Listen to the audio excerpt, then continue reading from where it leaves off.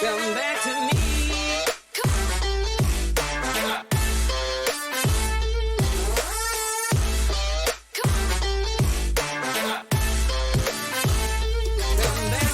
Salut Eve, tu vas bien? Yo, ça va et toi? Bah écoute, ouais, j'ai réussi, on a réussi à lancer Space là, donc Ouf. je vois qu'il y a Farok. Let's go. Speaker. On a Gaspard aussi. Yo, yo, yo. Yo. Tranquille. Yo. What's up, what's up? Bah écoute, on est en vie là, on survit. On survit. C'est pas facile là. J'ai failli pas arriver jusqu'au space, mais tout va bien quoi. Alors, c'est un peu ce genre de journée où t'as l'impression que tout va contre toi et que tu vas pas y arriver. Donc j'ai sorti le rameur et on est là quoi. Ouais, Je pense que tu connais ça, Farok. Ouais, je m'y connais. Je m'y connais très bien justement. Donc voilà, donc là j'étais avec les deux rames, là j'étais à fond et voilà, on y est quoi. On est au space quoi. Je sais pas si on a Samy qui va réussir à nous rejoindre. Si, Samy, doit être Samy, là, attends, je il crois, arrive, non il arrive, je Samy, pense. il arrive, je crois. Il nous a dit que c'était bon. Il est casually late. Yes. Voilà, Je pense. exactement. Je peux pas tout avoir. Donc malheureusement, je sais pas si tu l'as vu, mais Nico, il est KO. Il a aussi le Covid. Ouais, Donc le Poap de New York. donc il a été. Alors et lui, il est pas allé à New York, donc il a eu le local, le Parisien, qui visiblement a l'air assez coriace. Donc il est pas capable de nous joindre ce soir. Donc c'est bien normal. Ah, je vois Samy. Le speaker. Ah oui, c'est vrai, je l'ai pas. Moi, j'ai vu Samy par contre. J'ai vu Samy. Yo. Yo. Oui, je me J'ai vu pouvais Samy à dire. New Ouais, York. on s'est vu, Farok. C'est cool cette petite soirée. Ouais, C'était très super sympa. ouf. Franchement, c'était génial. Franchement, j'ai vraiment adoré mon expérience à New York. Surtout, c'est la première fois pour moi. Et puis, t'arrives à New York pour la première fois et t'arrives en plus dans le microcosme des NFT et des cryptos. C'était incroyable, quoi. Ouais, c'était super. Je suis sûr qu'on va en parler là, en tout cas, pour un petit recap. Mais ouais, c'était vraiment une très belle semaine. J'ai eu vraiment beaucoup de fun et je trouve ça super. Normandie, il va falloir que tu viennes un jour à New York quand même. Bah écoute, ouais, c'est cher en ce moment New York, et puis ça prend du temps, mais c'est sûr que c'est sur ma to-do list quoi. Après effectivement, ça avait l'air d'être sympa, il y avait l'air d'avoir pas mal de choses. J'ai raté encore une reg party, donc ça c'est sûr que c'est le genre d'événement que tu as envie de faire, mais non, mais sinon Samy était là pour représenter la Voilà, Rock il a Band de France, représenté. Il a bien représenté d'ailleurs. donc Mais nous, on n'a pas les Donc, il y en a- insides. Genre, ils ont pas voulu nous donner toutes les infos, tout ce qui s'est passé et tout. Parce qu'apparemment, il y a quand même pas mal de choses qui se passent à New York et que ça reste à New York. Donc, en fait, Farok, on attendait que tu nous donnes un peu les insides, tu vois. Je vais vous les donner. C'est mon travail. Aujourd'hui, je l'ai dit dans le chat, j'ai dit, écoutez, je vais venir pour la partie NFT NYC. C'est moi, je suis là pour les insides. Je suis là pour tout vous donner. Je vais vous donner le récap complet de ce qui s'est passé à New York. Et et après tu vas collapse. Ouais, voilà, et après, je vais aller m'évanouir dans mon quartier. Parce que je suis rentré à Montréal avec le POAP de New York. Et du coup, ouais, c'est la NFT, moi, Et c'est un special pop-up avec Added Utility, c'est ça? Pardon? C'est un pop-up avec une special utility, le pop-up de New York. Voilà. Ouais, voilà, l'utilité, c'est que t'es cassé. C'est que t'es pendant une semaine et n'importe comment, même si tu dors 9-10 heures par jour, tu te réveilles cassé, vraiment. Il est quelle heure chez toi, là, Farok? Il est 14 heures? Il est 13h et je peux. 13h. C'est chiant. Bon, bah, vas-y, commence peut-être justement avant qu'on explique à tout le monde à quel point le marché des NFT est dans le dur. Donne-nous un petit peu d'énergie, fais-nous peut-être un petit récap avec Samy de NFT NYC et puis après à 13h15, 13h30, bah tu pourras aller te coucher quoi. non, mais on est là. Attends, déjà épisode combien, Monsieur Normandie? Alors, figure-toi que j'allais mettre 43, mais en fait, comme on en a fait deux la semaine dernière parce qu'on n'a pas chômé, on a fait un special live from NFT NYC que Samy nous a mis en place last minute. Donc, écoute, comptoir Web3 numéro 44, quoi. Donc, donc voilà. Ouais. Ça, c'est un chiffre chanceux, ça. Alors, je sais pas si c'est chanceux. Alors, peut-être pas. Ouais, on va dire que peut-être que dans le grand scheme of things, aujourd'hui, je sais pas. Si t'avais peut-être du dollar PP, c'est peut-être un jour chanceux. Pour tout le reste, a priori, non. Mais ouais. Écoute, on va dire que c'est good luck pour la fin de la journée. Ouais, c'est ça. Bah, écoutez, épisode 44, Comptoir Web 3 toutes les semaines en français, hein. Et bon, après, c'est ma faute cette semaine qu'on est un peu slow. Mais je vais vous promettre que je vais être 100% de retour d'ici la semaine prochaine, hein. Comptoir Web 3 d'ailleurs, très bullish voyage pour Radio France à New York, mais on va passer en 2 secondes. Du coup, New York, c'était cool vraiment, Normandie. Attends, je vais reprendre mon schedule comme ça, je vais dire jour par jour ce que j'ai fait. Parce que je vais te donner le Ouais. Est-ce que t'as un journal de bord papier, Farak, là? J'ai un journal de bord. Il n'est pas papier, il est digital. Mais en fait, mon journal de bord, ce que je fais, c'est que je regarde mes photos et j'arrive à voir par jour où j'étais, avec qui j'étais. Tu sais, tu prends des selfies ici et là. Tu dis, ah oui, ça c'était le Redga, ah si c'était ça et c'est ça. Du coup, ça m'aide beaucoup. Non, mais c'était cool vraiment. C'était le 3e pour moi NFT NYC en 18 mois d'ailleurs. C'est le 3e en 1 an et demi. Hein. C'était novembre 2021, juin dernier. Là, on a fait le premier événement Rock Video et du coup la semaine dernière. Super cool. J'ai trouvé que ce qui est cool, c'est que d'année en année, il y a de moins en moins de monde qui se sont pointés. Mais ce qui est cool avec ça, c'est pour ça que je dis que c'est cool, c'est que les gens qui étaient là, on avait l'impression que tout le monde était là pour une bonne raison. C'est-à-dire que les événements étaient moins encombrés, les endroits étaient moins encombrés, il y avait visiblement moins de monde, mais le feeling était le plus haut. C'est-à-dire d'année en année moins de monde, mais d'année en année beaucoup plus d'énergie et de conviction de mon côté en tout cas. J'ai vraiment senti un super feeling, vraiment. Vraiment, les gens étaient tous super bullish sur les projets, avaient le temps de discuter. C'était vraiment assez genuine, si on peut dire ça comme ça. Non, exactement. Moi, j'ai eu le temps de faire les années dernières, précédentes, j'avais le temps de rencontrer personne. Et alors que cette année, j'ai eu le temps de m'asseoir avec, justement, j'ai pu rencontrer Benjamin Blamoutier de Lacoste et son équipe qui sont venus à l'hôtel et on s'est assis. J'ai eu le temps de rencontrer quelques autres personnes. C'était cool d'avoir eu le temps de justement pouvoir s'asseoir, parfois le matin, avoir quelques meetings. J'ai eu finalement le temps d'aller au Punks Brunch. Attends, à chaque fois je le rate le Punks Brunch, j'ai trop le seum parce que après après Gaspard, je suis sûr qu'il sait, mais les holders des Punks, il y a plein de gens super cool. Et c'est des gens vraiment intéressants et il y a plein de founders, il y a plein de gens vraiment de tout des artistes et tout. Du coup, j'ai eu le temps d'aller au Punks Brunch. On a eu un petit, on a fait on a fait le comment ça s'appelle, mercredi. On a parlé avec Osef et Mando. On était au Proof of People avec Samy. Tu y es allé au Zero Space?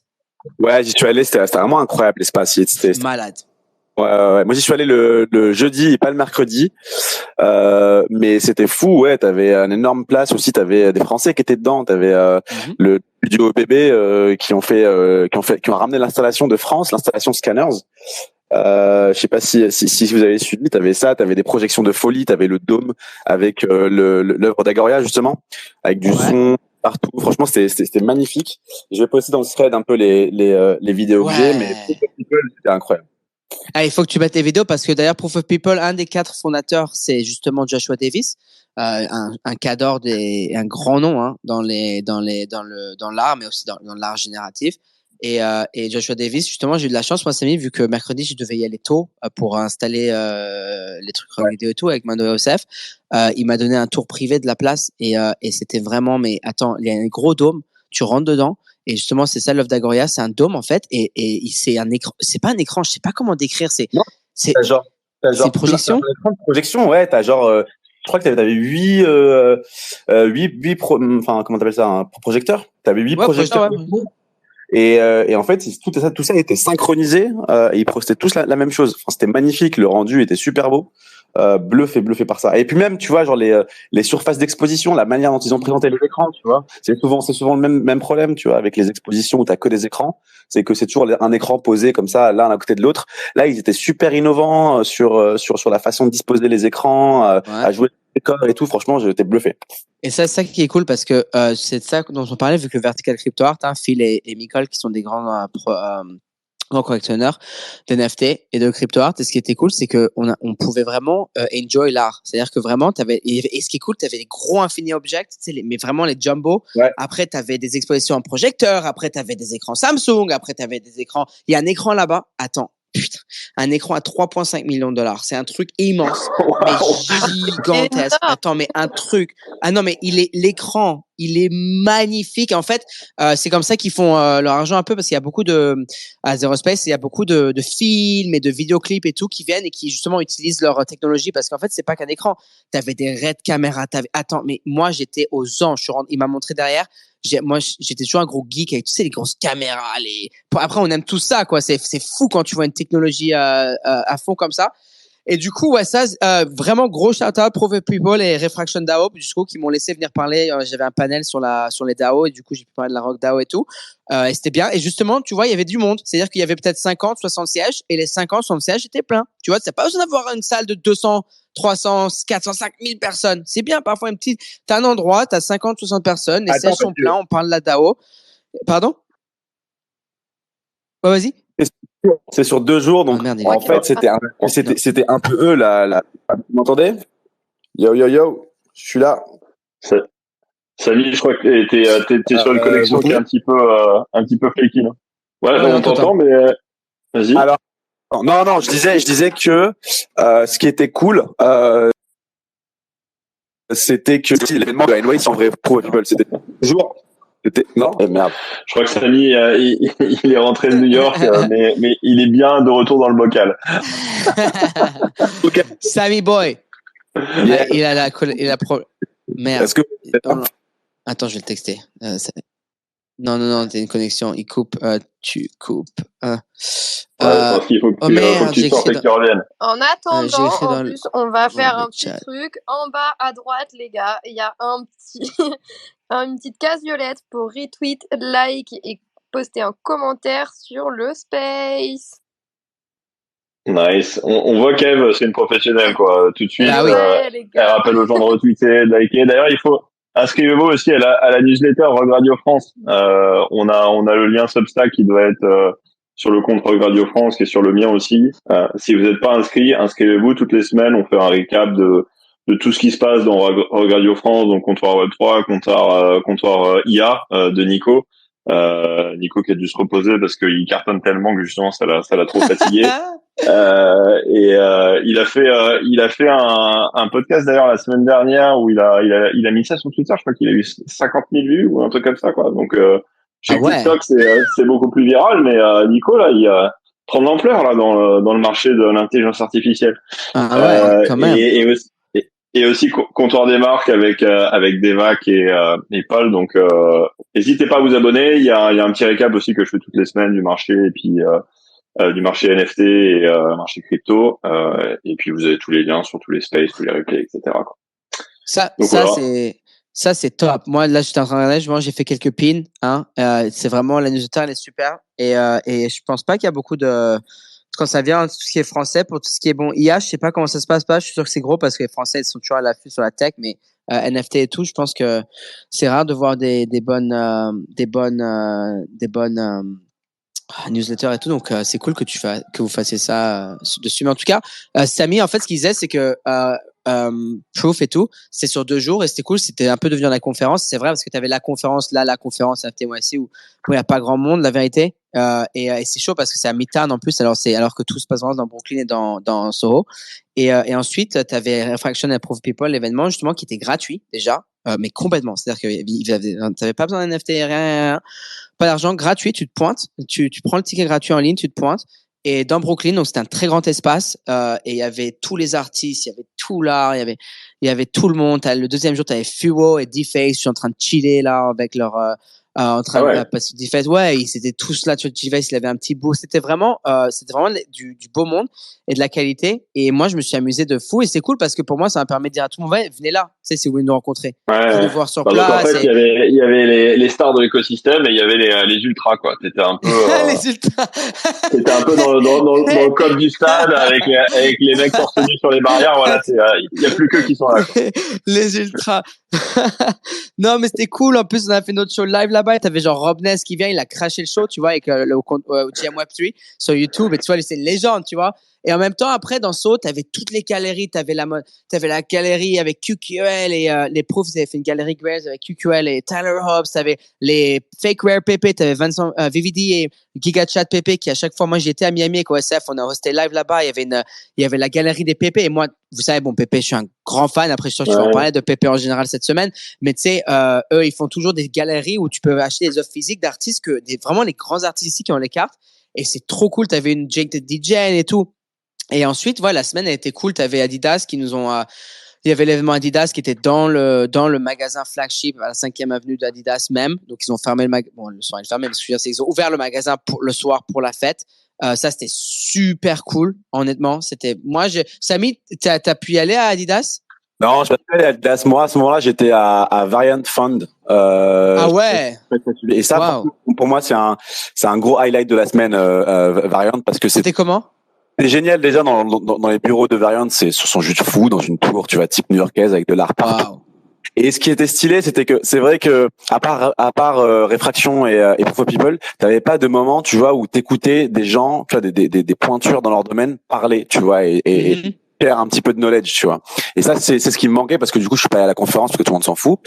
Mais du coup, chez Variant, t'avais vraiment un sujet autour de l'IA et des NFT, avec les mecs de Potodao, t'avais le mec de WorldCoin aussi. C'était Sacha Styles aussi, tenu par la meuf qui gère le fond, et c'était vraiment intéressant. Wow. Une belle prospective sur l'IA et les NFT avec des pointures, et puis après tu avais toute la soirée où tu pouvais justement discuter, chiller. J'ai passé un moment avec Mario Klingman. C'était fou, quoi. Donc ouais, très intéressant. Ouais, c'était super. Vraiment, moi j'ai adoré. Bon, bah, super. Donc bonne vibes, bonne ambiance, et qui contraste un petit peu avec l'ambiance générale du marché NFT en ce moment, quoi. Ah bah tu sais ce qui est fou, c'est vraiment moi c'est pour ça que j'invite tout le monde, bon après s'ils peuvent, c'est dans les moyens, d'aller au moins à une conférence, même si c'est pas, ça va pas être très loin. Ça, si vous êtes en France, allez à une conférence en France, c'est aux États-Unis, une conférence aux States, c'est tout au Canada, mais parce que c'est ça, le contraste entre IRL et URL, ça a rien à voir. C'est vraiment, c'est-à-dire que la semaine dernière, le timeline, moi j'ai même fait un truc dessus, il était mortel en mode ouais, tout est nul, ça c'est de la merde, toi t'es con, toi t'es nul, et alors que et pendant ce temps-là, bon résumé, on n'a pas besoin de faire l'actualité là. Ouais, c'est ça, bon résumé, c'est ça, mais c'est ça ton résumé de la semaine dernière, Normandie. Et ensuite, et alors qu'à New York, c'était des hugs and kisses partout à droite et à gauche, tout le monde s'amusait, c'était super. Mais bon, voilà, ça c'est ton récap New York, il était super, ça c'est ton alpha, tout le monde s'est rencontré, tout le monde s'est amusé. Il y avait les grosses compagnies, les grosses marques qui ont tous fait des événements. En même temps, tu avais toutes les plus petits projets aussi qui ont fait des événements, crypto native et tout ça, et c'était super cool. Et we're big fans. Let's go. Bon, bah, parfait. Bah, écoute, de toute façon, on va passer l'actualité super rapidement parce que sinon, Gaspard, il va pas avoir le temps de parler. On a quand même un invité de marque cette semaine, donc, ah ouais, on a Gaspard pas envie de... et Ledger, ils ont fait les nouvelles, cette année, ce mois-ci, cette semaine. Ça, c'est, je me suis régalé avec les mimes. J'en parlais à Mo hier, justement, mais on en parlera. Je sais pas s'il est mieux de parler de ça, mais en tout cas, c'est sûr que Ledger il est dans l'actualité. Non, mais cette semaine, en fait, les seules personnes, je pense, qui devaient être euphoriques et contentes, c'était les traders de shitcoin et de memecoin, ou alors les NFT traders qui se sont déportés là-dessus très rapidement, et les fans de Gary Gensler, hein, parce que à part ça, on va pas se cacher, c'est un peu morose. Donc ouais, sur le marché, je pense qu'à peu près tout le monde qui doit être dans la room doit être au courant. Le méta de la semaine, c'était vraiment les shitcoins. Donc ça a commencé vendredi soir ou peut-être samedi matin, où tout le monde a commencé un petit peu à piler sur le PP Coin. Je crois, Eve, quand est-ce que t'es rentré là-dedans, toi? Mais en fait, moi, j'ai voulu rentrer, ça a bugué, du coup, j'ai dû mettre même pas 10 balles. Et je suis rentrée, c'était quand on est quel jour on est? Samedi, je crois. Hein. Ouais, j'ai dû rentrer ce week-end, je pense, un des premiers jours. Bon bah dommage, c'était pas en assez grosse taille, mais même avec 10 balles, j'imagine que t'as fait un bon profit, mais en gros ouais c'est un shitcoin je pense qu'on était dans une petite fin de cycle en termes de crypto, il y avait un petit peu d'euphorie, tout le monde voyait ces bagues de Bitcoin, d'Ethereum qui étaient arrivés à des niveaux sympathiques, et puis on regarde à droite à gauche, bon qu'est-ce qu'il y a à faire, et puis là un bon shitcoin PP qui a eu un très beau momentum, et on est passé en l'espace de quelques jours d'une valorisation qui était ultra faible. Je crois on a dû commencer à 1 million ou un truc comme ça. Enfin, je sais pas comment ils ont Attends, commencé mais ça, c'est le la pool. folie, hein. Tu sais que j'étais à New York, justement, et j'étais dans mon lit dimanche soir, et samedi soir.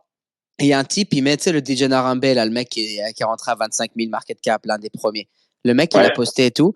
Et là, moi, je suis dans mon lit, je me dis, ouais, il faut que j'achète ce truc parce que, tu sais, moi, je suis un grand fan de PP en général. C'est mon préféré. Ça, c'est tout ce que je collectionne. Je vois une grenouille, j'achète. C'est simple.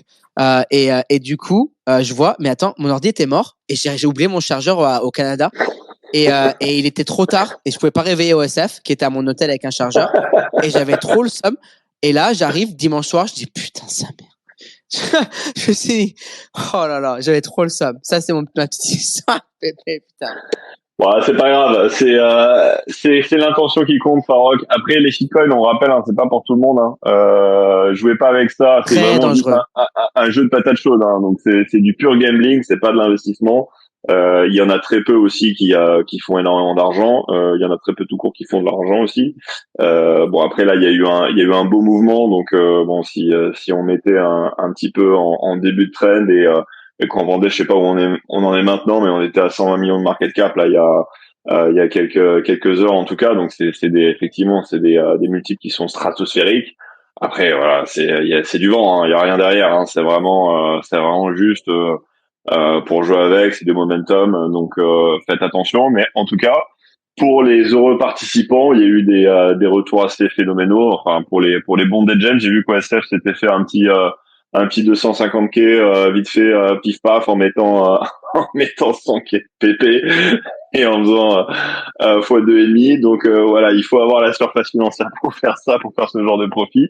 Mais il y en a clairement qui font des profits assez impressionnants là sur les derniers jours. Il y a eu d'ailleurs dans la même foulée tout un tas de shitcoins qui ont flambé. Aussi beaucoup de drogue, hein. Donc c'est vraiment des choses auxquelles il faut faire attention, et on est prêt à perdre l'argent quand on met ça là-dedans, parce que la plupart des contrats qu'on récupère par les télégrammes, etc., bah au bout de quelques heures, bah il y a plus personne, ça répond plus, on peut plus vendre, donc voilà, l'argent il est perdu. Après il y a quelques tokens voilà qui continuent de trader, où il y a des vrais liquidity pools. Et puis malgré ça, faut faire très attention. Alors il y a un autre grand gagnant en plus de ceux qui ont bien timé le truc, c'est les arbitrageurs, notamment si vous vous demandez pourquoi les gas fees sont aussi importants en ce moment, et que vous pouvez pas acheter vos NFT pour des montants corrects parce que les gas fees sont trop élevés. En fait, il y a des trading bots qui essayent de contrôler en fait les transactions, et donc qui fassent gaz pour faire ce qu'on appelle des sandwich trades. Et il y en a un notamment qui a juste cartonné, qui a fait des profits, je crois, il faisait 1 million à la journée sur le pic, ou un peu plus d'1 million. Et donc ça crame un petit peu l'activité sur la blockchain de manière générale. Donc c'est pas top pour le reste de l'écosystème, mais en tout cas pour ceux qui se sont amusés au shitcoin et ou alors qui sont assez malins pour justement aller faire de l'arbitrage, il y avait clairement un momentum assez impressionnant. Dans le même temps, sur les cryptos standards, c'est pas joli. On est revenu un peu au niveau auquel on était en Ethereum la semaine dernière. On avait un super pump là. D'ailleurs post NFT NYC avec un Ethereum qui s'était envolé au-dessus des 2100 $. On a un petit peu retombé là, donc on est repassé en dessous des 2000 là, avant le show, c'était pas terrible. On est à 1940 ou quelque chose comme ça dollars. Donc après rien de dramatique, hein, surtout quand on se rappelle d'où on vient en début d'année, mais il y a quand même un petit pullback. Et puis Bitcoin, pareil, on a perdu, je crois, 5% sur la semaine. On est passé en dessous des 29 000 à 28 500 $. Donc c'est vrai qu'on sent, et puis ça fait un peu écho d'ailleurs au marché traditionnel où il y a eu un petit pullback là en milieu de semaine. Donc bon, on va voir comment ça évolue sur le week-end et puis la semaine prochaine. Donc il y a un petit peu de consolidation. Donc c'est probablement un peu normal qu'on voit ce petit cool-off sur le marché. Et en attendant, bah voilà, c'est shitcoin season. Je sais pas combien de temps ça va durer. Peut-être que ce sera fini ce week-end, mais il y en a qui s'amusent à ça. Et puis bah toute cette activité, c'est pas forcément top pour les NFT. On est encore down, à part quelques exceptions. Je crois que la seule exception notable de la semaine, c'était les Azuki, parce qu'il y a eu ces ventes phénoménales la semaine dernière de Dingaling qui a sweepé le floor, et puis derrière il y a eu je sais pas si vous avez eu plus d'infos d'ailleurs sur cette soirée qu'ils vont faire à Vegas. Là, vous en avez parlé sur le Space la semaine dernière. Je sais pas si c'est ça qui a motivé quelques gens un petit peu à se renforcer leur position en Azuki, mais en tout cas le floor a été bien tenu probablement par ce sweep de Dingaling en partie, puis pas mal de gens qui ont un peu rajouté à leur holding, et on est repassé. Alors on a dû un peu perdre depuis, mais on était repassé au all-time high en dollars en tout cas d'Azuki avant qu'il y ait toute cette histoire avec Zagabong et qui avait un petit peu plombé le projet. Je sais plus quand est-ce que c'était en début milieu d'année dernière, je crois, ou quand la news était sortie, peut-être un peu avant l'été. Donc en tout cas, on est revenu sur ces hauts niveaux. Donc c'est assez impressionnant de voir cette collection quand même se maintenir, parce qu'à côté, bah c'est un peu le bain de sang, hein. On va pas se le cacher, notamment bah, les Bored Ape qui sont un peu le truc principal enfin le NFT leader du marché avec les CryptoPunks. Et d'ailleurs les CryptoPunks en ont pris aussi pour leur grade.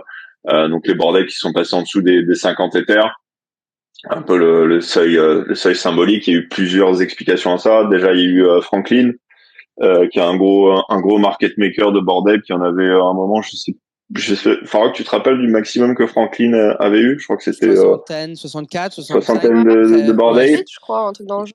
Ouais, c'est ça. Donc assez impressionnant. Et alors bon, je sais pas si on a eu plus d'infos là-dessus, mais grosso modo, visiblement, il aurait investi dans un projet où il se serait fait léser, un reggae. Donc il a perdu beaucoup d'argent là-dedans. En plus de ça, il était très actif sur le blur farming, dans lequel il a perdu, je crois, peut-être 500 Ethers ou peut-être un petit peu plus de ça. Un peu peut-être pas dans le même quantum que Magic Big Brother, mais quand même ça fait mal. Et donc il a juste tout simplement décidé de temporairement tirer sa révérence. Donc il a liquidé une grosse partie des apes qu'il avait d'ailleurs sur la plateforme Bendao.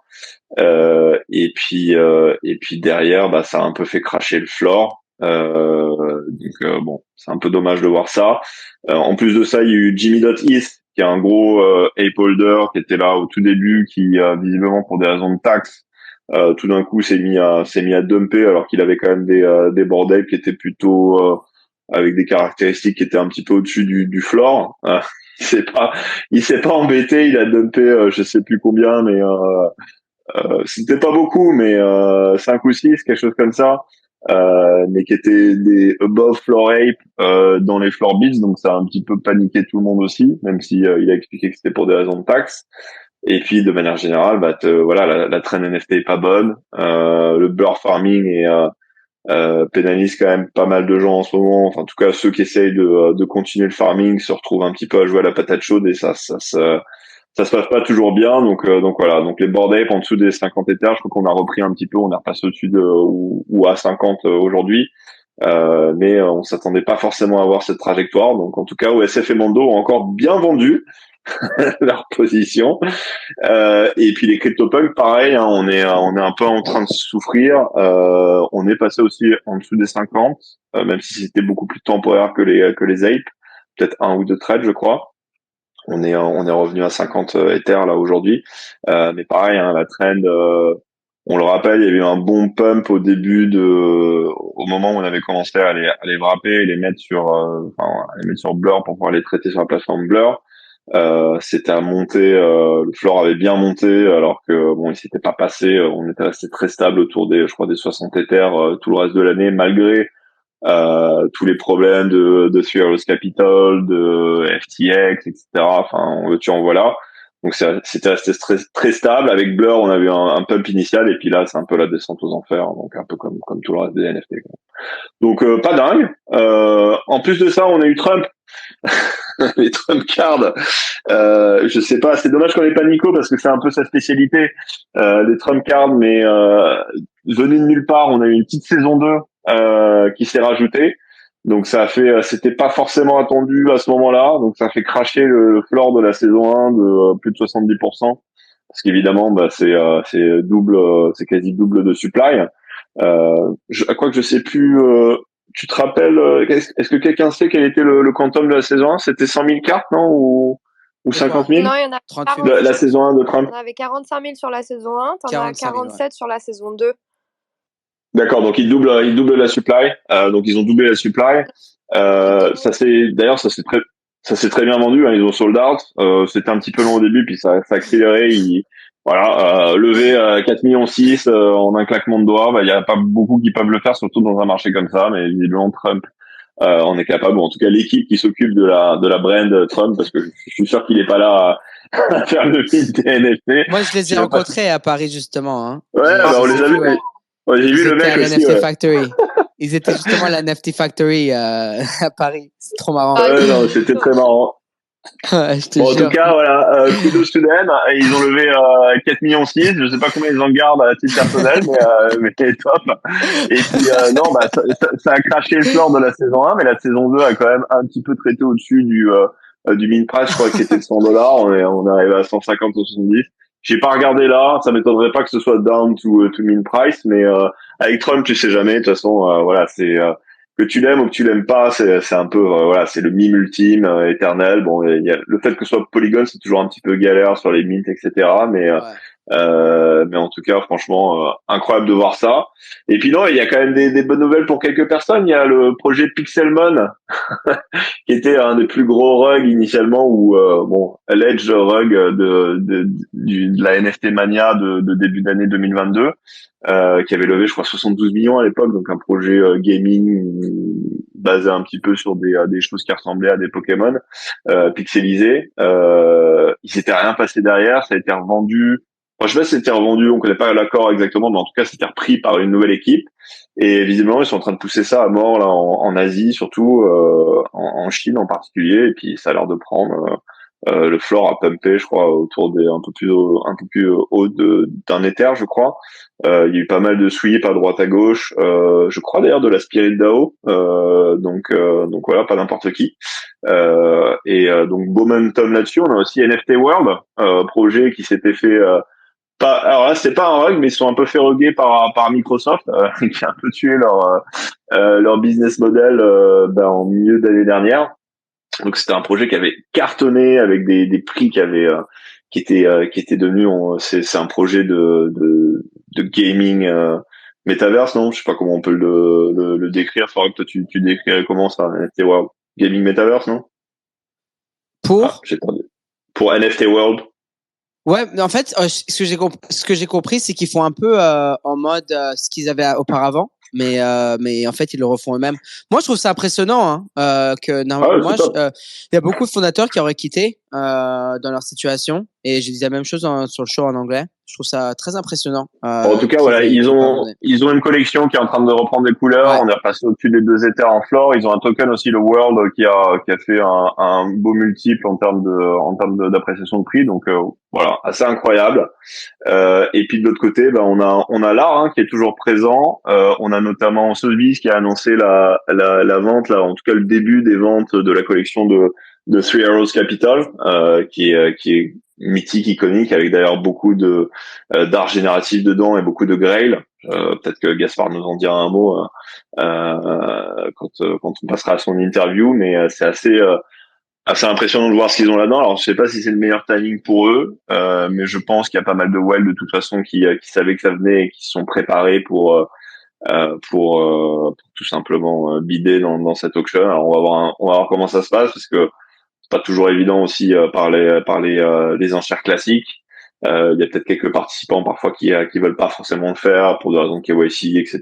Mais bon, je pense qu'il y a des moyens déviés de le faire. Et puis derrière, c'est vrai que la liquidité est pas au top, mais en tout cas, il y a des pièces assez rares. Donc ça va être intéressant de voir ce que ça donne. Je crois que c'est annoncé pour mi-fin mai, en tout cas pour la première partie. Donc à suivre. Et puis on a eu d'ailleurs la saison 3 là, des lignes de Punk 659 qui a recommencé avec une carte de DK Motion qui était la première, qui était assez cool. Je sais pas si Samy et Eve vous avez regardé, mais pour ceux qui aiment DK Motion, je l'ai trouvé assez sympa. Donc c'est bien de voir cet écosystème qui continue de produire et faire des saisons. Et puis après il y avait quelques annonces à droite à gauche. Il y a les Moonbirds qui ont lancé leur alors j'ai pas tout suivi dans le détail, mais qui était assez cool, mais du coup j'aurais bien un peu d'infos là-dessus parce que j'ai pas tout compris. Du coup c'est quoi ça? Les Moonbirds. Ouais. Alors il y a alors c'est je vais essayer de relire ce que j'ai pris comme note, mais pour ceux qui avaient le Diamond Nest statut, donc c'est ceux qui avaient je crois staké, enfin je sais pas si on peut dire staké, mais qui avaient en tout cas immobilisé leur Moonbird, nesté pardon, ils disent nesté, le nesting, leur Moonbird depuis le début, ou en tout cas plus de 360 jours, donc j'imagine que c'est depuis le début, ils recevaient en fait un airdrop qui leur permet de récupérer une pièce d'art qui est dans une collection qu'ils ont mis en place avec des artistes. C'est toujours de qualité ce qu'ils font côté art. De toute façon, l'idée c'est que ça devienne art PFP. Donc tu avais effectivement pour les Diamond Nester, tu récupérais ce pass qui se traite d'ailleurs sur le secondaire et qui va te permettre de récupérer une œuvre. Et puis je pense que pour les autres, tu avais des conditions préférentielles en fonction de justement de ton de ce que tu avais en Moonbird, de nesting, etc. pour avoir certaines de ces passes. Je me rappelle pas des détails exactement. Et puis tu as un token qui est interne qui s'appelle le Talons, qui va permettre de je sais pas exactement comment ça va être imbriqué dans le proof écosystème et qui va permettre effectivement je pense de récupérer des œuvres ou de minter des œuvres, je pense avec ce token là, c'est mon feeling. Alors après je don't quote me on this parce que je suis pas extrêmement de près et c'est assez complexe, c'est un truc. En tout cas le marché il y a eu un mini pump mais vraiment pas très motivé et d'ailleurs ça s'est un peu effondré derrière direct, donc ça n'a pas été c'est aussi je pense les conditions du marché, mais ça a été bien reçu mais pas non plus ça n'a pas été l'euphorie quoi. Donc je pense ça reste compliqué sur la collection, mais en tout cas c'est bien de voir ça. Puis je pense que à moyen long terme à mon avis il y a des choses intéressantes qui sont faites de ce côté-là. Pour ceux qui ont regardé les Grail Season qu'ils ont faites avant, franchement, tu vois, les montages vidéo, ce qu'ils font, c'est vraiment de qualité. Pour présenter les artistes, c'est super. Donc, franchement, c'est top, quoi. Mais tu vois, genre, même, tu vois, quand tu parles d'art, bon, après, les Grail sont les Grail. Donc, tu vois, t'as un Feoshus ou One qui s'est traité pour 100 Ethers. Donc, c'est plus de 200K, en fin de semaine dernière. Mais en dehors de ça, honnêtement, tu vois tous les Grail Art Blocks, c'est compliqué. Il y a eu plein de trades sur des NFT, des Fidenza, des Squiggle qui étaient vachement plus bas que ce qu'ils ont pu être dans les derniers mois. Donc ça reste difficile. T'as aussi la Pace Gallery qui a fait un drop, enfin une auction en tout cas de QQL qui avait été fait par des artistes de renom, et il y en a une bonne partie qui ont traité en dessous du floor des QQL standards. Donc bon, tu vois que c'est pas évident en ce moment quoi. Donc je pense qu'il y a de la on a pu voir quand même des trucs un peu cool sur des montants plus bas, tu vois, avec des artistes plus montants. Je sais pas, je pense notamment, tu vois, à la vente aux enchères avec Sotheby's qui s'est passé là, qui est sorti hier, je crois, avec des c'est du Glissart là. Ouais, exact. Bah, glitch art, mais pas que, non, t'avais aussi de la photo, enfin en gros c'est la curation qu'ils ont faite là, et les ventes ont commencé aujourd'hui. Pareil, je pense à Samantha Kevett, je sais pas si vous connaissez, voilà, c'est une photographe un peu néo-impressionniste qui a posé une de ses œuvres en auction chez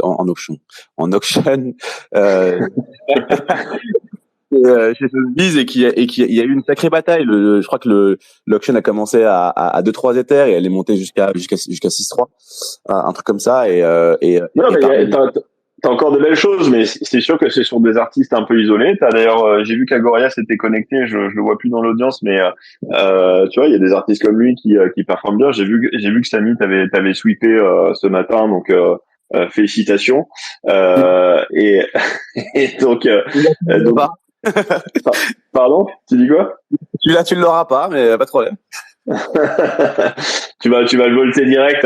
Non, mais je vais te faire une offre que tu pourras pas refuser, Samy. Donc je sais que t'as les Pepper Rain qui sont jamais très loin, donc j'ai pas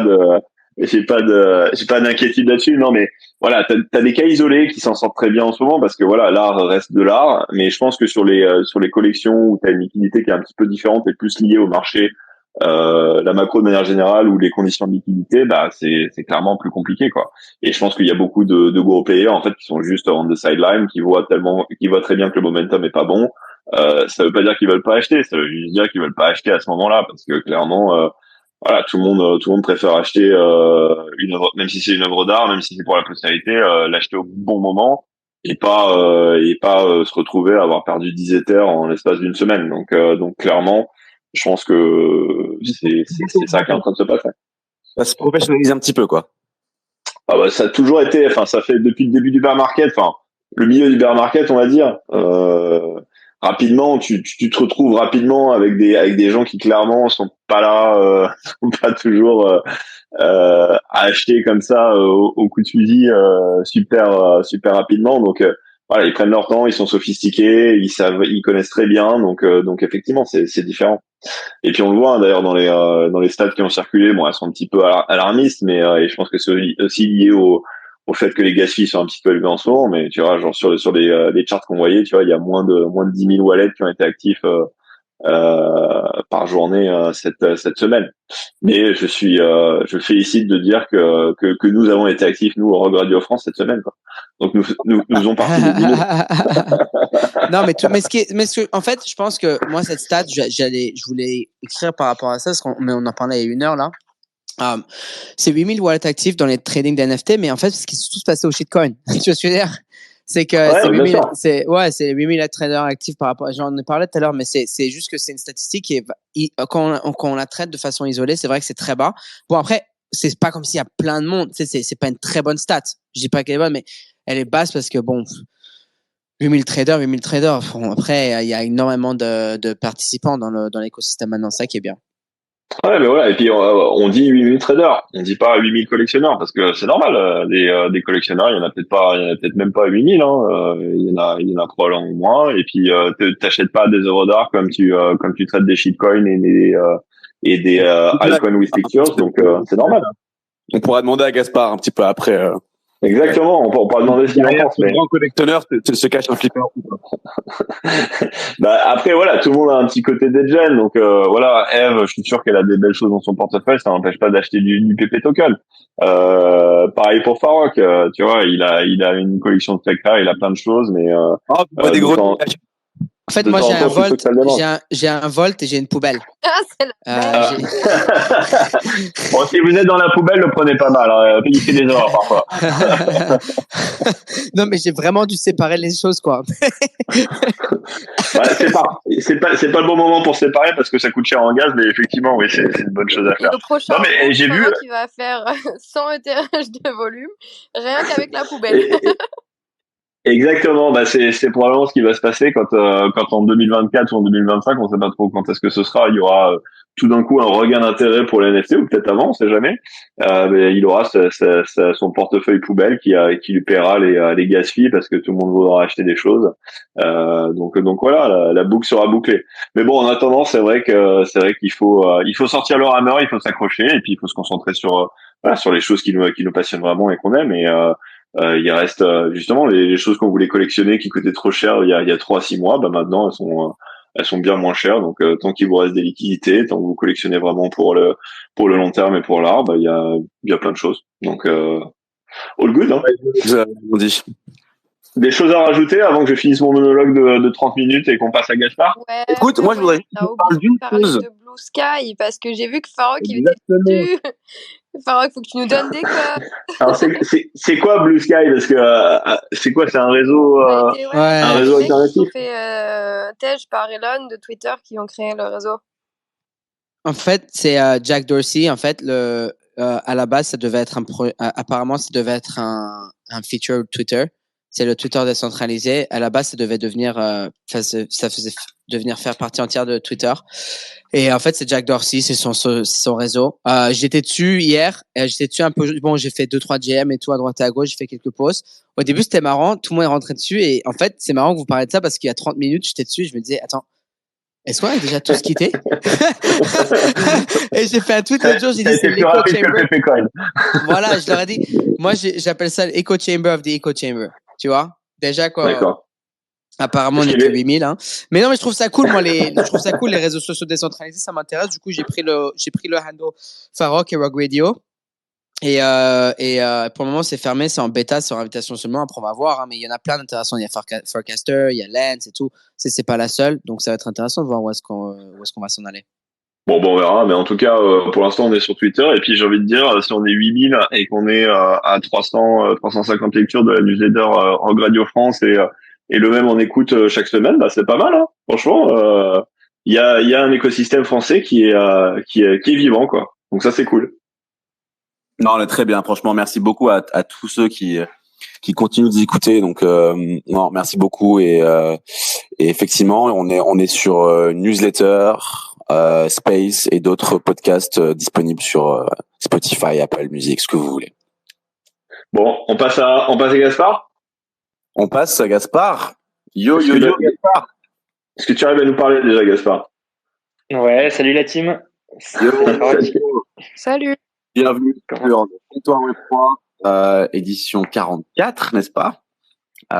Et on est très content de te recevoir aujourd'hui, Gaspard. Pour ceux qui connaissent pas, rapidement, hein, pour t'introduire avant de passer au sujet qui nous intéresse, c'est-à-dire ta collection et Ledger. Voilà, Gaspard, il est NFT Project Manager chez Ledger, collectionneur de longue date, aussi cofondateur de la NFT Factory. Et puis on le voit, hein, t'es particulièrement féru d'art, avec un petit zoom sur l'art digital, c'est ça, je dis pas de bêtises? Ouais, exactement. T'as tout juste, Ami. Et ben voilà. Et donc ouais, comme je disais, donc gros collectionneur donc quand on regarde un petit peu ton wallet, on voit plein d'art, mais on sait que tu t'intéresses aussi beaucoup à l'art génératif. Pour ceux qui te connaissent le savent. Et avant de parler un peu en détail de quelques œuvres de ta collecte, est-ce que tu peux nous expliquer ce que c'est que l'art génératif et qu'est-ce qui t'intéresse là-dedans? Ouais, plaisir. Je peux essayer de dégrossir un peu le sujet. C'est un vaste sujet parce que c'est vrai que il y a la partie art génératif qui est vraiment représentée par des plateformes comme Artblocks en particulier qui a vraiment démocratisé ça, et puis FXH sur Tezos. Et puis on peut aussi considérer un peu que voilà, d'une certaine manière les PFP sont un peu génératifs justement, où voilà, on a des couches, des layers qui sont mélangés de manière aléatoire et ensuite qui font des collections de PFP.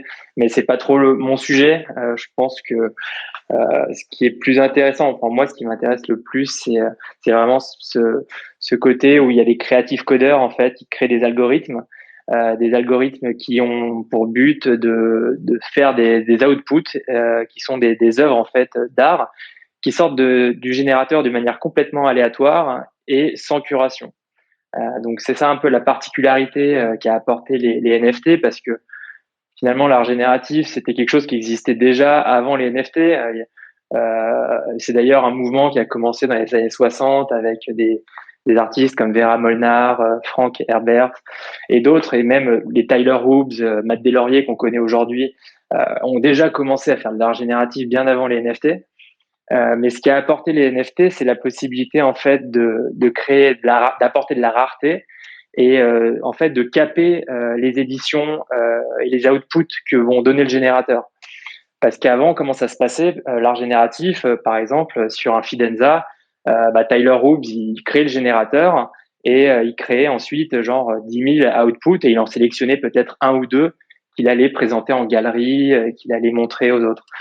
Là, avec les NFT, on est capable maintenant de sortir des collections de 500, 1000 de manière complètement aléatoire et il n'y a pas de curation. Et donc, c'est ça la beauté de l'art génératif aujourd'hui, et c'est aussi la difficulté parce que pour le creative coder, ça implique de faire des générateurs qui soient de très bonne qualité et qui on se retrouve pas avec des NFT qui soient tout pourris en fait au milieu voilà, qu'il y ait une consistance dans la qualité des NFT. Donc c'est ça qui m'intéresse. Ouais. Et aujourd'hui, est-ce qu'il existe des standards de générateurs ou est-ce que un creative coder, fait tout le temps son propre générateur? Disons que le standard, c'est plutôt le langage qu'utilise ces creative coders, qui est le P5JS généralement. Après, on peut utiliser différentes plateformes qui ont chacun leur particularité. Je parlais par exemple de Artblocks, qui maintenant a même un moteur qu'on peut utiliser en marque blanche, qui est utilisé par d'autres plateformes d'ailleurs aujourd'hui. Et puis le deuxième, c'est vraiment FXH qui a son propre moteur aujourd'hui. Et après, ça respecte les mêmes standards au final. Voilà, sur des volumes de collection généralement entre 500 1000. Avec la particularité d'avoir un collectionneur qui prend aussi, qui est actif et qui apporte un peu sa pierre à l'édifice. C'est ça qui est aussi intéressant parce que ça brouille un peu les pistes de qui est le créateur. Parce que généralement sur Artblocks, par exemple, le collectionneur vient, quand il vient minter, il apporte son hash ou parfois c'est d'autres informations et ça vient créer, ça devient l'input qui vient nourrir le générateur et qui vient finalement être qui vient créer un output qui est unique parce que c'est lié au hash et à la seed du collectionneur. Donc, on ne sait pas trop vraiment qui est le créateur de ce NFT. Est-ce que c'est le creative coder? Est-ce que c'est finalement la machine, l'algorithme, ou c'est le collectionneur? Et c'est ça qui est intéressant. Ça brouille un peu les pistes. D'ailleurs, c'était assez intéressant, je trouve, ce qu'avait fait Tyler Hobbs avec le QQL, justement, où tu savais, enfin, t'avais un mélange de tout ça et il prenait un peu un angle un petit peu différent où t'allais faire tu utilisais l'engine, c'est ça, et puis tu testais, tu faisais des outputs pour après le minter, en fonction de ce qui te plaisait, quoi. Donc il y a plein de façons de l'amener, quoi. Ouais, exactement. Là, QQL, c'est intéressant parce que du coup, il y a une forme de curation qui vient par-dessus. Et c'est un peu ce qui a introduit FXH récemment avec FXH Param. Je sais pas si vous avez vu passer ça. Et en fait, on achète. Il y a eu un drop de Zencan la semaine dernière qui était super d'ailleurs et en fait qui permet au collectionneur de venir changer lui manuellement les paramètres de son NFT, et donc changer visuellement la forme de son NFT. Et une fois qu'on est satisfait, on peut le minter. Et donc là, le collectionneur est encore une step au-dessus dans la création. Toi, c'est quelque chose qui t'intéresse, ça, ou toi, tu préfères justement quand l'artiste va un peu juste créer les outputs et les minter directement? Ouais, c'est assez différent. Pour l'instant, j'ai pas trop de préférence. J'ai beaucoup aimé l'expérience que j'ai eue avec le FXH Param de Zencan, où j'ai pu voir, parce que du coup, c'est quand même assez figuratif ce qui crée Zencan. C'est un peu des paysages végétaux avec, voilà, des fleurs, des arbres. Et du coup, c'est intéressant de pouvoir vraiment créer quelque chose qui te plaît dans l'optique, finalement, de pouvoir l'imprimer, par exemple, et de mettre chez toi. Alors que si tu fais un truc aléatoire, il y a des chances que finalement, c'est un truc qui te plaise pas forcément visuellement. Et c'est un peu dommage, mais bon, après, tu peux toujours le revendre. Mais ouais. Ok. Et donc toi, au niveau de ce que tu collectionnes pas parmi dans cet écosystème d'art génératif, est-ce que t'as des artistes que tu suis plus que d'autres en ce moment? Est-ce que avec qui t'as commencé à collectionner, par exemple, juste pour nous faire un petit peu un historique de ta collection sur cette partie-là? Ouais, il y a pas mal d'artistes que je suis actuellement. Voilà, il y a voilà tous les bons artistes sur FXH, sur Artblocks, sur Proof aussi. Fait souvent de la bonne curation sur l'art génératif.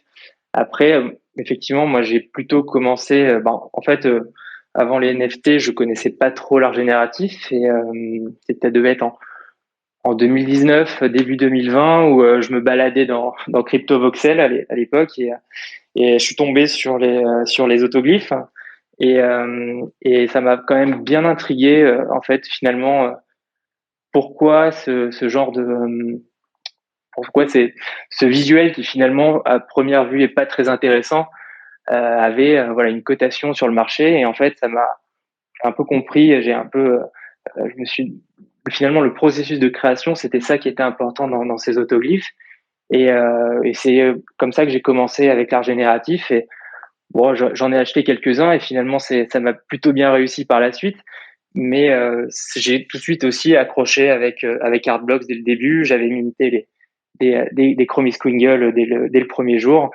Et, Ah ouais, et ça m'a. t'étais là super tôt parce que les autoglyphes, c'était quand ça? Bah, je te dis, c'était début 2020. Alors je les ai pas mintés, tu vois, mais ça coûtait pas grand-chose. Et D'accord. puis c'était facilement visible parce qu'il y avait pas grand-chose à l'époque sur OpenSea, tu vois. Début Donc, 2020, au début de la pandémie, il devait y avoir une dizaine ou une vingtaine de collections sur OpenSea, dont les autoglyphes et les CryptoPunks. ouais, d'accord. Donc tu t'es constitué une petite collection d'autoglyphes, CryptoPunk et Chromie Squiggles pour résumer. Mais j'aurais dû en prendre plus, malheureusement. J'aurais jamais pensé que ça serait. Bah, au moins t'en as eu quelques-uns. Hein. Pense à ceux qui sont arrivés beaucoup plus tard. Ouais, Ah, mais je me plains pas. Toi, dans ta vie, t'as pu faire un petit coup d'œil à la collection de Gaspard? bah, je regarde régulièrement, tu vois, quand il essaye de bider, par exemple, les friendship bracelets, je mets un bid juste au-dessus, tu vois, des choses comme ça. Mais non, mais moi, pour la petite histoire, en fait, quand j'ai commencé les NFT, en fait, j'avais été enthousiasmé ils avaient fait un talk avec Benoît Couty, il y avait Gaspard, il y avait qui y avait d'autres, c'était chez Fauve, maison de vente aux enchères, fin d'année 2021. J'avais trouvé ça passionnant. Il y avait Artemor aussi qui était là. Et donc effectivement, je suis allé voir du coup une des premières choses que j'ai faites. Alors déjà, ils avaient présenté quelques NFT qu'ils collectionnaient dans le talk lui-même.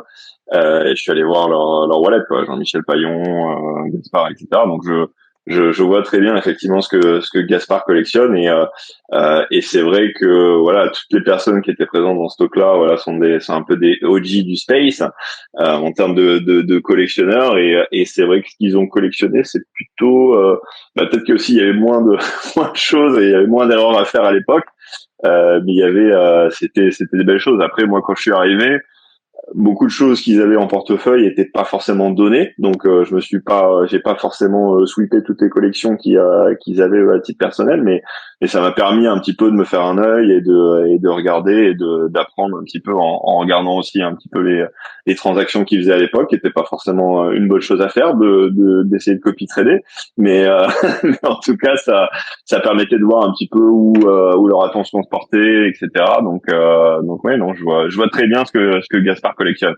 Et en Tezos, moi j'en ai moins collectionné, mais j'ai déjà regardé un petit peu tout ce qui se passait sur FXH et c'est vrai que c'est vraiment pas mal ce qu'ils font là-bas. Après, voilà, l'art génératif, ça reste quelque chose de très spécifique. Il faut vibrer avec ça. Moi, je collectionne des choses comme Agoria, je pense qui m'intéresse, mais je pense que faut pas collectionner ça comme un petit peu, tu vois, t'achètes tout venant parce que c'est vrai que si t'as pas un œil aguerri aussi, tu vas parfois avoir des ressemblances facilement. Juste visuellement, il faut creuser un petit peu plus loin, il faut aller plus loin, quoi. Ouais, c'est vrai que c'est pas facile de savoir bien comment choisir son art génératif. Après, c'est quand même important, à mon avis, d'en avoir un peu en portefeuille, dans le portfolio, parce que c'est au-delà des NFT. Je pense que c'est aussi un mouvement artistique qui va au-delà des NFT et voilà, qui prend énormément d'ampleur et qui va continuer d'en prendre. Mais si je peux donner un ou deux conseils quand vous êtes sur FXH, bon, Artblock, généralement, il y a quand même une bonne curation, donc vous vous trompez pas trop, mais le problème, c'est que c'est très cher.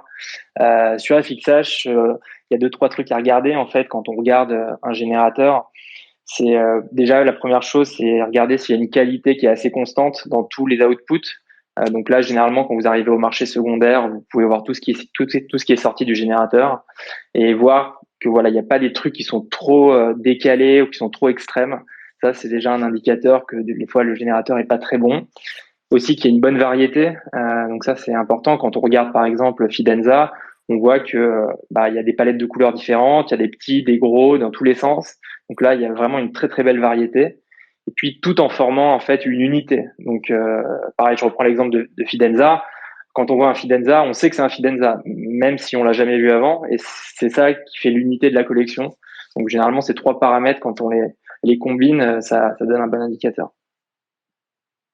C'est intéressant. Et sur Ethereum, à part Artblocks, il y a des choses que tu trouves intéressantes ou pour quelqu'un qui a pas forcément d'art génératif, c'est vraiment voilà, faut commencer par là de toute façon. Je sais pas, il y a des Ouais, il y a des choses pas mal. Même en ce moment, d'ailleurs, il y a beaucoup de plateformes qui sont en train de se construire autour de l'art génératif. Il y en a énormément qui sont en train d'émerger. Je pense par exemple, alors celle-là, elle date un petit peu. Il y a 256 Art, qui est une petite plateforme d'art génératif qui sort des artistes, voilà, toutes les 3 semaines, tous les mois, qui sont généralement assez sympas. 256 Art. Il y a Versework aussi, bien sûr, Versework qui font du super boulot. Alors ils font pas que de l'art génératif, mais ils font un super travail pour documenter, pour présenter les artistes, pour présenter le processus créatif, et ils utilisent, il me semble, l'engine Artblocks pour ce qu'ils font en génératif. Ils avaient fait un drop pour Zamcam, je crois, il y a Goya d'ailleurs, version. Exactement. Ouais, exactement. Ouais. Et moi, j'ai une question par rapport à ça aussi. Est-ce que, tu vois, toi, en tant que collectionneur, est-ce que tu as une relation aussi proche, enfin, collectionneur de ton level, tu vois, est-ce qu'aujourd'hui, sur des plateformes qui se montent comme ça, est-ce qu'on te demande un petit peu aussi des conseils quand l'équipe de curation est en train de se monter, par exemple? Là, je vois Cabline qui est connecté, et je m'intéresse aussi beaucoup, tu vois, à cette équipe de curation, comment elle est choisie et comment est-ce que on décide de suivre une stratégie plutôt qu'une autre. Franchement, j'ai pas eu énormément de sollicitations par des projets, des plateformes d'art génératif externes.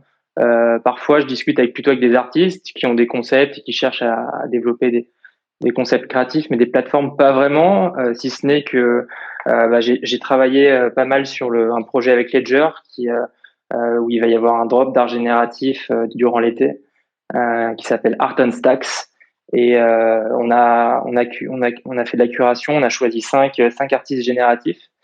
Voilà, si vous achetez un Mint Pass qui est sur OpenSea d'ailleurs, qui est pas très cher pour les artistes qu'on a sélectionnés, et ça a bien baissé. Donc il y a un Mint Pass qui s'appelle Art on Stacks, vous pouvez acheter sur OpenSea, il doit être à 0,05. Et vous aurez un NFT aléatoire de 5 artistes, dont Andreas Gisin, qui est pour moi le meilleur artiste dans tout ce qui est ASCII art. Mais on a aussi Linda Dunia, Sasha Styles, Studio Dirktown et Linda Dunia sur ce drop. Donc j'ai bossé sur ce drop en particulier. Ah, c'est super. Et du coup c'est des éditions? Ouais, c'est pas des éditions, hein, c'est un générateur, donc chaque pièce est unique. D'accord. Ouais. Et donc il y en a combien en tout de passes comme ça? Je pense qu'il doit y avoir quelque chose comme 4000, je dirais. D'accord. 4000 pour 5 artistes, donc ça veut dire qu'il y a 800 par artiste à peu près. D'accord, ok. Donc c'est en fait si t'as un pass, tu vas pouvoir minter un artiste, c'est ça? Ça va être aléatoire en fait. Aléatoire, d'accord. Ouais, c'est ça. Tu sauras pas lequel artiste tu vas avoir. Ok. Et bon, si tu tombes sur Andreas Gisin, voilà, tu regardes un peu ses floors, voilà, c'est ce qu'ils vendent sur Supera, etc. C'est très élevé, quoi. Donc, comment c'est le Mint Stacks? Art on Stacks. Ou Okay. Art on Ledger Stacks, peut-être. C'est noté. Cool que tu nous parles de Ledger, puisque l'autre sujet sur lequel on voulait un petit peu te parler, c'est justement la collection de Ledger. Donc tout le monde a un peu suivi, je pense, cette news. Ledger est en train de monter, vous êtes en train de monter une belle collection d'artistes numériques. Moi, ma question c'était, c'est quoi l'ambition derrière le fait de créer une collection pour Ledger? Ouais, il y a deux ambitions. La première, en fait, on était parti du constat. Donc cette collection, on l'a lancée. Elle était principalement à l'initiative de Jean-Michel Paillon. On l'a lancée l'année dernière avec différents curateurs qui composent l'équipe, dont Mo, que Farok connaît bien. L'idée, c'était de se dire, voilà, les banques, qu'est-ce qu'ont fait les banques dans les années 80? Elles ont collectionné de l'art contemporain pour pas très cher. C'était un mouvement qui était vraiment pas connu. Et on s'est dit, en fait, c'est super important, nous, en tant qu'entreprise du Web3, de collectionner aussi et d'avoir de l'art dans notre portefeuille. Et on s'aperçoit qu'il y a des banques aujourd'hui qui ont des collections qui ont des valorisations plus élevées que la banque elle-même. Donc voilà, ça c'était déjà le pari à long terme. On avait de la conviction sur les NFT, sur l'art NFT. On s'est dit on va commencer à collectionner. On a commencé à collectionner l'année dernière. On avait un bon budget. On a quasiment déployé les 3/4 du budget l'année dernière. Voilà, il nous reste là on a un budget bear market cette année, tu vois, et on va collectionner des choses un peu plus. Ça tombe bien, c'est les soldes là. Exactement. Donc là, on se diversifie justement cette année. On va essayer d'aller un peu sur Tezos aussi, collectionner des choses un peu moins blue chip, parce que si tu regardes dans la collection Ledger qu'on a pris l'année dernière, on a du CryptoPunk, on a Justin Aversano, Fuck Render, Carlos Martial, Dave Krugman. Voilà, des tier one. C'est un reggae aussi, non? Ouais, tout à fait. On a un reggae, on a un Red Light District et on a plein d'éditions du coup qui tombent tous les mois. Ouais, c'est trop bien ça. Il y en a un d'ailleurs, je crois, qui est dans la vente de glitch art de Sotheby's. Ouais, j'ai vu ça. Ouais, t'en parlais tout à l'heure. Du coup, c'est vrai, j'ai été voir un peu ce qui se faisait sur Sotheby's. Hein. Ouais, il y a des belles pièces qui se vendent là sur cette enchère là. Et donc du coup à chaque fois c'est quoi, il y a un comité avec toi, Mo, et puis d'autres personnes, et puis dès que vous avez repéré quelque chose, vous vous mettez autour de la table et puis vous dites bon c'est bon, on a le budget, ou comment ça se passe? Ouais, c'est un peu ça. Alors donc du coup cette année Jean-Michel est parti de Ledger. Non, il a été remplacé en tant que managing curator par Antoine Thibault qui est notre general counsel. Et on est une équipe avec donc Mo et moi de curateurs députés, et ensuite on a une petite équipe sur laquelle on s'appuie en comité une fois par mois. Chacun propose des pièces, donc c'est que des gens qui sont intéressés par les NFT, l'art NFT. Chacun on propose des pièces et puis on en discute un peu et on fait des votes sur quoi acheter en fonction du budget. Ouais, ça se passe comme ça. Moi, j'ai une petite question par rapport à ça. C'est une question peut-être un peu naïve, mais comment tu fais, toi, tu vois, en tant que personne, en tant que collectionneur, quand t'es responsable d'une collection, tu vois, comme pour une plateforme, pour une boîte comme Ledger, pour être éthiquement, tu vois, genre toujours en ligne, quand tu sais que généralement quand tu sais qu'il y a Ledger qui va acheter tel ou tel truc, souvent ça pump l'artiste ou sa cote. Comment est-ce que vous gérez ça avec Mo et toi, qui êtes deux gros collectionneurs aussi? Ouais, c'est vrai, c'est une bonne question. Après en ce moment, ça pump pas, je crois. Ouais, on n'a pas. Je suis pas sûr que vous soyez market mover. Exactement. Franchement, on n'a pas. Quand on achète quelque chose, ça pump pas derrière. Personne, tout le monde s'en fout en vrai, sauf Samy, je crois, qui est en train d'espionner le wallet là, si je comprends bien. Mais non, mais effectivement, en tout cas, quand on propose des choses, on doit dire si on a tel artiste ou même telle œuvre dans la collection. Donc, on doit vraiment disclose si on l'a dans la collection, tout simplement. Après, voilà, c'est une fois qu'on a dit ça, on peut pas. Oui, puis j'imagine que c'est enregistré. Du coup, voilà, il y a une marque, et puis après c'est un comité, donc il y a pas non plus que vous qui décidez. Et puis derrière, enfin, je sais pas si c'est le cas, mais tu peux imaginer, enfin, surtout toi, vous êtes des collectionneurs à long terme, c'est pas comme si vous étiez là en mode flippé, mais tu peux toujours regarder sur les wallets s'il y a eu des abus, des choses comme ça, mais comme en général vous gardez les offres, bon, il n'y a pas vraiment de conflit à ce niveau-là. Ouais, exactement. On vend rien, c'est que du long terme. Mais après, on peut pas non plus proposer des choses. Enfin, les choses qu'on va proposer, c'est des choses qu'on aime, qu'on a peut-être acheté ou qu'on a envie d'acheter. Donc, il faut aussi faire la part des choses. On va pas proposer des choses qu'on n'aime pas. Voilà, mais on essaye en tout cas de bien être transparent sur Bon, en tout cas, c'est une super initiative parce que vous êtes, à ma connaissance, vous êtes les seuls à faire ça, non? Est-ce qu'il y a d'autres corporates qui ont des collections NFT? Ouais, il y en a d'autres qui commencent. Enfin, c'est une demande qui arrive de plus en plus. Je sais pas dans dans la partie un peu offre de service. Il y a bien sûr Arapank qui ah oui, c'est vrai.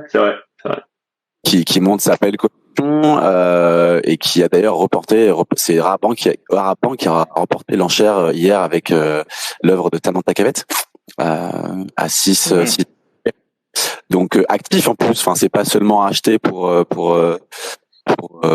acheter avec des gros sous. C'est actif un petit peu dans l'auction, dans le comportement d'achat un peu degen, quoi. Donc c'est cool. Il y a Sandbox aussi. Je sais qu'ils ont souvent des Bored Ape, des World of Woman. Et c'est d'ailleurs le point commun de ces trois collections, c'est de collectionner Agoria. Je sais pas s'il y en a d'autres, mais je sais qu'ils sont dans les trois. Ouais, c'est vrai. Mais d'ailleurs, la collection d'Agoria, c'est nous qui l'avions lancée en partenariat avec Ledger. La collection de 10 000. Oui, c'est vrai, c'est parce que c'était un drop du Ledger Market Pass en fait qui vous aviez acheté une œuvre en 101 sur Super Rare et puis vous l'aviez découpée en fait en autant de pièces qu'il y avait de Market Pass. Exactement. Non, mais c'est super. Et d'ailleurs, justement, c'est une transition parfaite sur le Market Pass. Il y a, si je comprends bien en ce moment, et je crois que j'en ai fait, t'as des mints qui sont gratuits d'ailleurs si tu as ton Ledger Market Pass sur des artistes qui arrivent régulièrement et qui sont dévoilés au fur et à mesure des semaines. Ouais, tout à fait. C'est un programme qui s'appelle Inspired by Ledger où on a commissionné des artistes pour créer des œuvres autour de la marque ou des produits Ledger. Et on a lancé ce programme maintenant il y a 3 ou 4 semaines. Et pendant le premier mois, il y a un mint gratuit. Donc, si vous avez un Genesis Pass, vous pouvez minter donc une édition gratuitement. Aujourd'hui, donc c'est aujourd'hui d'ailleurs le 4e drop qui est de Hermine Bourdin. J'ai pas vu ça. Top. Ah, super. Tout à fait. C'est quoi? Non, mais il y a pas de limite. On peut en avoir autant qu'on veut, non? Bah, si, il y en a un par market Genesis Pass. Oui. Je veux dire, si j'ai mon pass, il y a pas de FOMO, quoi. J'ai le temps de minter, là. Samy, il me met la pression, là. Non, vous avez le temps, ouais. Vous avez le temps que les gaz fee retombent, parce que là, vous allez finalement vous retrouver à payer 30 € de gas fee pour un free mint. Donc, il y a 90 jours pour le mint. On va attendre que Eve ait arrêté ses sandwich trades sur le PP pour aller minter ça tranquillement. Ah, j'ai arrêté, c'est bon, je suis à la retraite, les gas fee, là, c'est n'importe quoi. J'ai vu d'ailleurs que t'essayais de bouger aux États-Unis pour la retraite, quoi. Donc t'as dû bien marcher. Exactement, c'est ça. Non, mais c'est super. Du coup, Gaspard, donc ouais, il y a des mints au fur et à mesure, et donc là il y a Hermine qui vient d'être dévoilé, puis il y avait aussi Danguise, non? C'était celui d'avant, artiste italien. Exact. Tout à fait. Il y en a encore donc 2 ce mois-ci. Et ensuite, il y en aura un par mois qui vont continuer. Et voilà, on a des beaux noms qui vont arriver. Des beaux artistes. D'où le mot de l'autre pass que j'ai d'ailleurs, que j'ai récupéré dans les events, qui s'appelle le Ledger Infinity, non? Ouais, Infinity Pass. Exact. Et ça te permet de minter, je crois, je sais plus combien, tous les 3 mois, non? Il me semble que l'Infinity Pass, c'est à usage unique. Tu peux minter n'importe quand. Ouais. Et ça, l'Infinity Pass, tu peux l'avoir que dans les événements réels, quoi. Tu le récupères Ouais, il y en avait, à NFT Paris, il y en avait aussi à à Ledger Open, ouais. Et t'appuies sur un bouton, t'as un petit ticket, et puis ça te permet d'avoir un mint pass, ou alors tu peux les acheter sur le secondaire si tu l'as raté. On avait eu un airdrop de l'œuvre de OSF à Ledger Open. Yes, c'est vrai, ouais. Ouais, c'est top. Bon voilà, comme quoi il y a des moyens d'avoir des éditions de top artistes de manière peu onéreuse en tout cas. Donc c'est super. Ouais, c'était l'idée d'essayer de distribuer des NFT qui soient cool, artistiques, qui est donc surtout à des nouveaux entrants en fait, à des nouveaux utilisateurs de Ledger avec l'Infinity Pass. Et l'idée c'est de leur donner des NFT qui ont une valeur artistique, donc une valeur fondamentale qui est pas zéro comme certains projets PFP qui sont tombés à zéro parce qu'il n'y a pas de fondamental. Au moins là, on a toujours la signature de l'artiste, donne un peu de valeur, et puis si ça plaît esthétiquement et visuellement, c'est tant mieux. Ouais, et puis tu dis qu'ils ont pas forcément de valeur, mais regarde, par exemple celui d'Agoria, il traite quand même à 0.04, hein, donc il y a quand même des choses intéressantes qui sortent du market pass. D'ailleurs, en parlant de ça, Gaspard, est-ce que t'as pas une petite alpha ou une raison pour laquelle le Agoria est en train de monter un peu en ce moment? Bonne question. Je suis pas sûr d'avoir des alphas, mais je pense que Agoria fait un travail constant de bonne qualité depuis qu'il est là dans le Web 3. Donc je pense que les gens commencent à comprendre que c'est un artiste qui est là pour rester. Donc c'est pour ça que ça monte, hein, tout simplement. Je crois que c'est pas l'alpha que cherchait Samy là. Et d'ailleurs, de manière générale, toi, tu penses quoi alors bon, je vais pas te demander de sortir ta boule de cristal, mais des prix en ce moment, ça te motive justement, tu te dis que tu vas repasser un petit peu acheteur sur des choses que t'as pu vendre avec des niveaux plus hauts, là, notamment l'art génératif et Artblocks qui se fait un petit peu massacrer là sur le dernier mois. Comment un peu t'appréhendes ces prix? Qu'est-ce que t'en penses? Est-ce que t'as un peu une vue là-dessus? Ouais, c'est vrai que ça serait un bon moment pour acheter du Hardblocks en ce moment. Euh, Moi, en ce moment, il y a aussi une question de gestion de trésorerie parce que disons que là, les sorties, elles sont très difficiles en ce moment, comme vous l'avez pu le constater. Donc, il y a une gestion de trésorerie qui fait qu'on peut pas non plus partir sur des œuvres à plusieurs éthers comme ça. Je pourrais pas tenir dans le long terme. Donc, moi, je vais plutôt m'orienter, par exemple, sur des des éditions Manifold. En ce moment, je cherche beaucoup des nouveaux artistes que je connais pas. J'essaie d'engranger des nouveaux artistes avec des open éditions. J'utilise un site, par exemple, qui s'appelle Uncurated, qui est génial, qui regroupe toutes les open éditions qui sortent sur Manifold. Donc, je collectionne beaucoup des nouveaux artistes plutôt que d'aller chercher des choses que j'ai vendues, que je vais récupérer. Je vais chercher aussi des choses, des œuvres que j'avais repérées et qui là effectivement je commence à mettre des enchères dessus. Il y a des très bonnes affaires sur des choses que j'avais déjà repérées. Mais généralement quand j'ai vendu quelque chose, je vais pas retourner l'acheter à moins cher. Même si sur Artblocks ça vaut certainement le coup parce que dès que ça va repumper, Artblocks sera au premier plan à mon avis pour être là, mais ça reste un peu cher sur certaines œuvres. Tout Artblocks n'est pas bon à prendre, mais voilà, sur les les classiques, il n'y a pas trop de risques, mais ça reste un peu cher malgré tout. Et il t'en reste toi des Squiggle ou des NFT comme ça ou?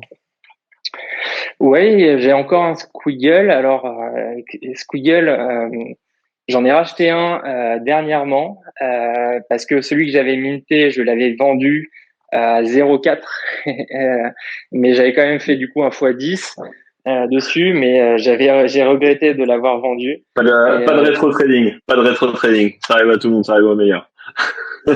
Et en fait, ce qui se passe, c'est que je voulais le racheter. Et donc, j'étais en contact avec la DAO des Squiggle. J'essaie de le récupérer, c'est lui que j'avais minté. Mais ce qui s'est passé, c'est il s'est fait hacker. Et du coup, il est sur un wallet qui est blacklisté. Et là, c'est un peu bloqué en ce moment. Donc, j'en ai pris un au floor. Et le jour où il se libérera, j'ai demandé à la DAO de me l'acheter. J'essaierai de l'échanger contre celui que j'ai actuellement. D'accord. Ouais, il est sympa. Là, je regarde celui que t'as, c'est celui qui est un petit peu rose, orangé, jaune. Là. Ouais, il est assez coloré. Ouais, il est pas mal. Ouais, il est canon. J'ai vu moi aussi. Il est trop beau. Moi, j'adore. Bon, bah, c'est super. Ouais, Squiggle, valeur sûre. Hein, Squiggle, c'est vrai que c'est un peu le symbole de l'art génératif et ça devient un symbole culturel dans le Web 3. Donc, Bah voilà, ça peut paraître à première vue esthétiquement, ça peut interroger, mais c'est vrai que le fait que ça a été créé par Snowfro, qu'il y ait toute cette histoire derrière cette collection, ça en fait quelque chose qui a un impact culturel, maintenant une empreinte culturelle très forte dans l'écosystème. Donc voilà, si vous avez la possibilité, prenez-le. Qu'est-ce que tu penses d'ailleurs des friendship bracelets pour ceux qui n'ont pas le budget pour les Chromie Squiggle? Est-ce qu'il y a, parce qu'à un moment c'était beaucoup justement un peu on en discutait comme en gros, pour ceux qui sont pas capables qui ont pas les moyens de s'acheter un Chromie Squiggle, c'était un point d'entrée intéressant parce qu'en plus c'était un projet, bon, déjà c'est un Français qui l'a fait, donc c'est Cocorico. Mais en plus de ça, ça avait été mandaté par Snowfro et puis il avait vraiment cette volonté un peu d'unifier l'univers Artblocks par ce projet-là, non? Ouais, tout à fait. Bah, tu m'avais bien repéré là sur certains bids que j'avais fait. Effectivement, je me suis positionné un peu sur cette collection. J'ai assez adhéré à ce narratif, le fait que voilà, ça a été distribué de manière inclusive à tous les détenteurs de Hardblocks, que ça soit, on puisse le minter en double pour en envoyer à un ami comme un bracelet, voilà, d'amitié, c'est le concept. Plus effectivement une collaboration entre Mark Tweety et Snowfro. Donc il y a pas mal d'éléments qui me semblent positifs pour un prochain bull run. À mon avis, ça peut marcher. Ouais. D'accord. Donc gentiment dans l'ombre, tu whiz-bid les friendship bracelets, si je comprends bien. Ouais, exactement. J'en avais acheté à 0,5, 0,6 et là c'est à 0,15, donc c'est moins cher. Même avec l'Ether qui a bien monté, c'est effectivement moins cher. Non, mais c'est super. Samy, t'avais d'autres questions peut-être? Non, écoute, moi je pense qu'on a fait un peu le tour. T'as de l'art génératif toi, Samy, ou pas? À part Agoria? Ouais, un petit peu sur Tezos, qu'est-ce que j'ai? Je me rappelle, ça fait longtemps que je suis pas allé sur mon wallet Tezos. Mais vraiment très très vite fait. J'ai pas, je m'y connais très peu en fait, même si je trouve ça visuellement le plus intéressant. J'ai dû choper des trucs un petit peu qui me sautaient à l'œil. Alors attends, je mets mon wallet sous les yeux. Tac. Ouais, j'ai des trucs qui ressemblent pas mal à des Ancan. Bon, c'est pas convaincant là ton piste là, Samy là. Ouais, je pense qu'on va rester sur la collection de Gaspard, c'est quand même plus alléchant. Ouais, je pense que c'est un peu plus intéressant là. Ouais, super. Toi, Eve, est-ce que t'avais une question brûlante à poser? Non, moi j'adore. J'en apprends tous les jours, donc c'est top. Bon bah super. Bah, en tout cas, je sais pas si t'as un mot de la fin, Gaspard, mais on est super content de t'avoir eu.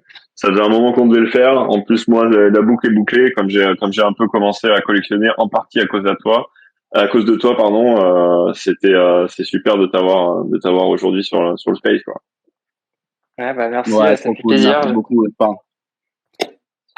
Écoutez, bon, super boulot en tout cas, ce que vous faites. Moi, la newsletter, j'adore.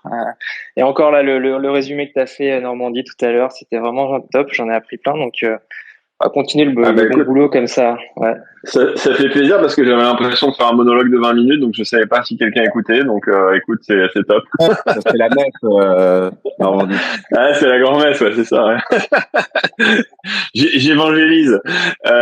Non, mais c'est super. Et honnêtement, bon, voilà, c'est vrai qu'il y a des hauts et des bas dans ce marché. On est plutôt dans un bas, mais je trouve que ça reste super intéressant. Il y a toujours plein de choses à voir, de choses passionnantes. Et je pense qu'on va avoir de l'innovation aussi dans les mois qui viennent. Et puis de toute façon, même si on reste sur les acquis, il y a c'est quand même vachement innovant par rapport à ce qu'on a pu connaître jusque-là. Donc non, c'est top. Et puis bah merci d'avoir répondu présent. Et puis on va bien regarder ton wallet et regarder un petit peu ce que tu fais, ce que tu whizbid pour s'instruire un petit peu. Et puis on a hâte de voir ce qui va se passer avec le Ledger Market Pass sur les prochains artistes. C'est top de voir une artiste française. Attends, elle est française ou elle est suisse, Hermine? Elle est française. Ouais, française. Elle est française.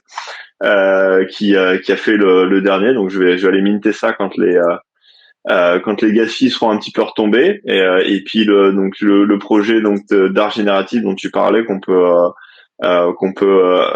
trouver. Donc c'est sur le marché secondaire, hein, c'est ça celui-là? Ouais, exactement. Le mint pass est au marché secondaire et puis le drop aura lieu au courant de l'été. Courant d'été, donc on a un petit peu de temps pour aller l'acheter et puis découvrir un petit peu ces pièces justement au courant de l'été quand on l'espère, on sera sur la plage avec le MetaMask sur la serviette quoi. Pas besoin de MetaMask et vous pourrez le minter directement avec Ah oui, pardon. sur Ledger Live ou avec notre nouvelle extension Ledger Extension. C'est vrai qu'il faut que je la teste un petit peu plus parce que avant c'était pas top pour les NFT, mais maintenant j'ai vu qu'il y avait des nouvelles fonctionnalités et qu'on pouvait justement regarder les NFT de manière plus facile et qu'il y avait justement la marketplace et que c'était beaucoup plus facile d'usage. Donc effectivement, allez voir, ça vaut le coup de tester ça et graphiquement en tout cas c'est beaucoup plus agréable que le MetaMask. Et bah, Bon, cool. On est bon? Bah, je crois, hein. Rendez-vous la semaine prochaine, ce sera sans moi d'ailleurs. Donc, la semaine prochaine, ouais. Sally, je compte sur toi pour soit motiver Nico pour faire le monologue, soit le faire toi-même. Hein. Écoute, ouais, on va bosser. Je pense qu'avec Eve, on va faire un truc sympa. On va faire un tic-tac-toe écoutant, je pense. Ce sera peut-être plus casual. Bon, ben parfait. Merci à tous. Merci encore, Gaspard. Et puis à la semaine prochaine alors. À la semaine prochaine. Bonne soirée. Allez, ciao.